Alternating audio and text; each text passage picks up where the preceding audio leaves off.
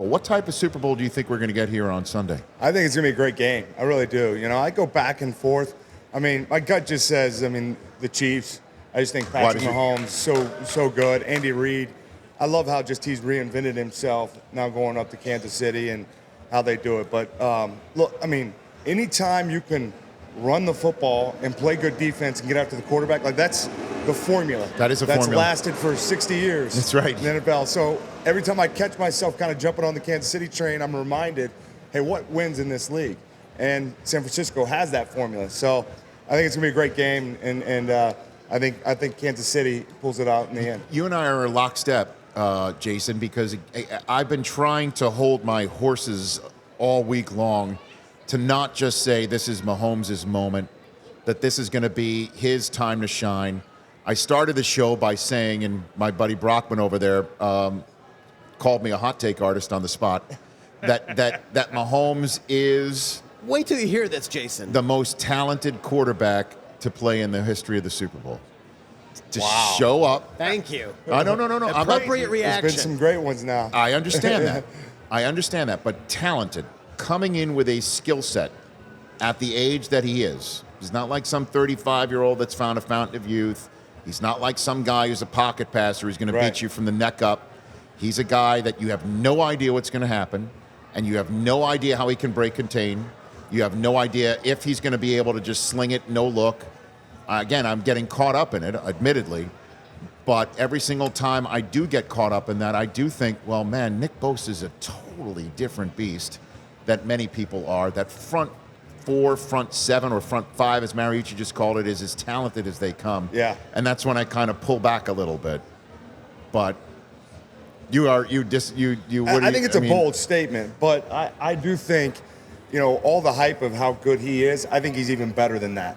And I say that, and I believe his ability to create he can do it inside the pocket, he can escape it, he can do it long. He's unbelievable with these RPOs, the body positions.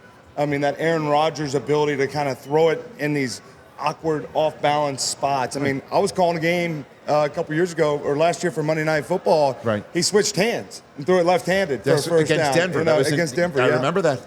So, and I think he is the ultimate competitor. He's been down. He's lost on the road. He's played against Tom Brady. He's gone to New England and had those type of games. So to be as young as he is, yes, he's pretty weathered. He's got some scars, He's had some of those experiences. So with that, and knowing the relationship with Andy Reid, yes, and the wizard behind the whole thing of drawing up these plays, and he's got talent around him, and he's not afraid to get them the ball. Well, his talent, again, overcomes mistakes. They overcome what normally, conventionally, can't be overcome, like, say, your kneecap being on the side of your leg. Yeah. Where I saw that, I'm like, okay, his season's over. It's over. And I certainly didn't think, okay, it's not over, but he'll be back in 3 weeks, and Andy Reid's going to throw him out there 2 weeks before a bye and 1 week before he goes to Mexico City, where they had to cancel a game because of the turf. But nope, he goes out there and dominates, although loses because of circumstances in Tennessee, but he threw for 400 yards. Yeah. Does go to Mexico City. Doesn't look any worse the wear. Does win that game against the Chargers. Then he goes on his bye week. Or in the AFC Championship game, they fell down behind again.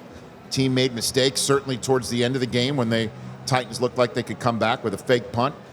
He just throws one down the field. And that's why I'm saying at his age and his position and his talent that he could be the most talented guy to ever play in that spot. And you know me, I'm not a hot take artist. Yeah, well, I don't trade in that sort of stuff. Yeah, that's true. You're right. Thank you, Jason. But time will tell. But there is something there. And on top of his ability, he's just one hell of a kid too. Which I think as veteran players, you look back and say, all right, that's how you should go about it. And there was a play in the AFC Championship game where he kind of scrambled and was buying some time like he does off script, and it looked like Tyreek Hill maybe stopped running, because why wouldn't he? He's not going to throw this thing 60 yards. And he threw it away. I'm not real sure where he threw it, but he got up, and it caught him like he was so mad at Tyreek Hill. He barked at him. Yeah, he kind of barked at him. And that just shows the way the guy's wired, which I think when I see that, I'm like, wow. He expects to make those type of plays. And so when you're in the big stage and you can kind of create those type of plays and expect to do so, and you got this type of skill set he has around him, right? Watch out. But hey, listen, let's not forget the other side. There. I know, and they're very Kyle good. Shanahan's pretty darn good. They are terrific, and I do think it's going to be a very evenly matched Super Bowl. For more of the Rich Eisen Show, tune to Audience Channel 239 on DirecTV for free on BR Live or download the Rich Eisen Show app.